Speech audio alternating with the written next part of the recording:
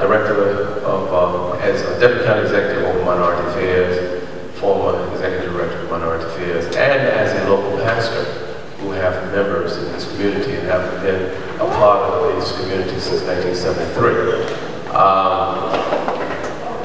In terms of jobs that you asked me to speak to specifically, some of the other areas I would have spoken to has already been spoken to. What is known, if you go online, what is known all over the country now in communities that are being inundated with development and so forth is the CBA, or Community Benefits Agreement. You may want to go home and do a little research on that.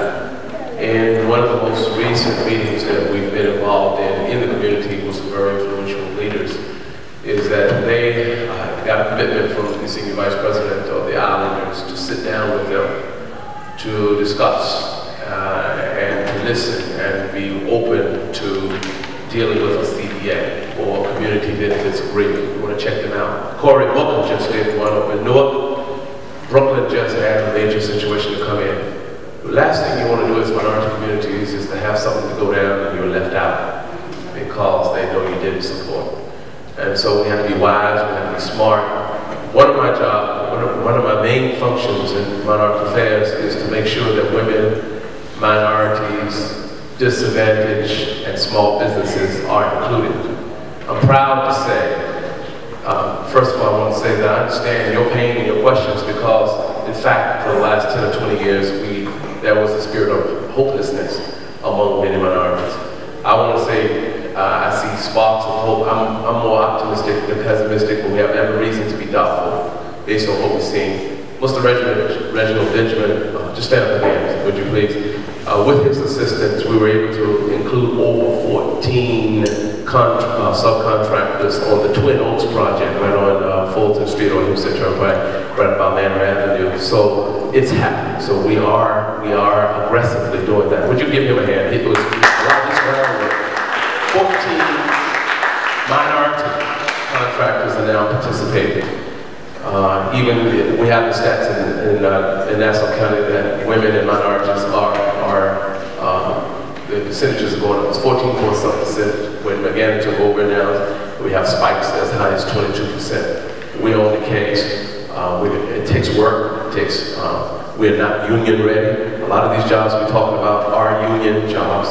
And so the Commissioner of Labor, Bill Weitzman, is very open and sensitive and working with me, and we're working with me to get minorities, women and minorities and small business persons unionized to open up the gate so we can get in. It's not enough to say we're certified and we're in business and we got percentages and all of that if you're not ready. A lot of these jobs that we're discussing, even the Coliseum workers are union, and a lot of the construction jobs are unionized. With that in mind, the CBA is in progress. The clock is ticking. They've been working aggressively, and I think it's about 7 points that will be in that CBA, which includes a certain percentage of jobs for contracts, subcontractors, and jobs in the Coliseum, and labor agreements. There's a what's it called here? LBA?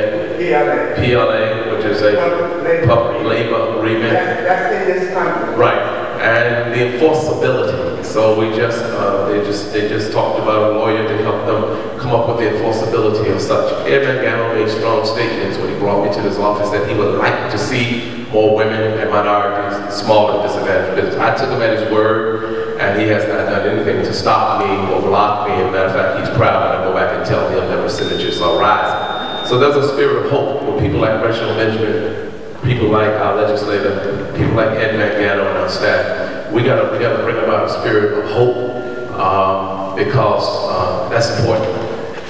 We can't just sit here, because if we do nothing, somebody has been alluded to several times, if we do nothing, somebody needs to tell you how much it's going to cost the taxpayer if we do nothing. Nobody's asked that question or done the calculations of what it's going to cost the taxpayer if we do nothing. But you have my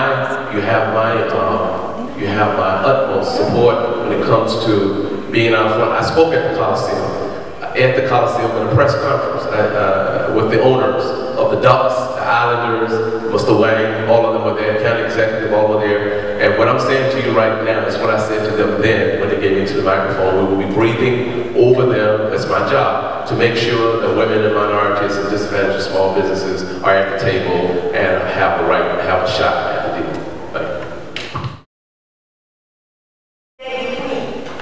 You said there's an existing CDA. Yes, this is any groups can be partners in this community benefits agreement. Groups that are in agreement with those 7 principles can become partners in it. In other words, Nostrum God, the Civic Association, pastors' conferences, whatever the name of the various community groups can come together and sign up and say, we are in support of this CPA, and it can become important. But it has to be legal. You can't do quotas and all those kinds of things. That's legal pieces there. It's stuff that we have to do anyhow, but you're putting teeth in it. And you get commitment, moral commitment, as well as financial commitment, legal commitments. So the CBA is between county and Salon? No, it has not been done. It has to be between the community and the islanders. Yes. But the building is owned by the county. So, but the jobs will be coming from the islanders. And the CBA is already in progress. Yes, it is. It is. And that's doing more than just arguing and fussing and complaining. That's getting together and constructing something that can be enforced. That's what some groups are doing. There are minority people in this group? Yes. Yes, you'll probably be hearing more about it, but the clock is ticking. August 1 is almost here. They're struggling. Since the meeting, they just had a meeting this past week with Mr. Wong's people, and he said we're open to listen and to be a part of it. So they're struggling quickly to try to put it together. Is there anybody from Union down there fighting for jobs for his residents? Yes, yes, yes. Pastor Lyons, who is the pastor of the Fountain of Life Church, he is one of the major players on that. He's in Union. Just so everybody knows, I talked about it before. The Office of Legislative Budget. I'm so sorry. The Office of Independent Legislative Budget Review also talks about we spend a lot of time talking about jobs. They project 1,438 jobs will be generated from the construction. This is actually in your backup, so you guys can go through it and find it. It's on the page that's headed possible opportunities. 1,438 jobs will be generated, of which 880. 500 would be like a third of it. 500 would be new jobs. Right. Yeah, new jobs. But out of that number, they project also, because we questioned them deeper on the issue, because we want to see how many jobs it actually create for Nassau County residents as a whole. They said approximately a third of that number, which would be approximately 500. And then, as they were saying, a percentage of that would be, they would concentrate on to go to minority and women. You know, that's what they would be bargaining for. So we're going to be fighting over 500 jobs. Correct. I just want to be clear on the number. Well, you're talking 500 county jobs, civil service county jobs? Nassau County construction. That you have to be unionized for, right? Yes.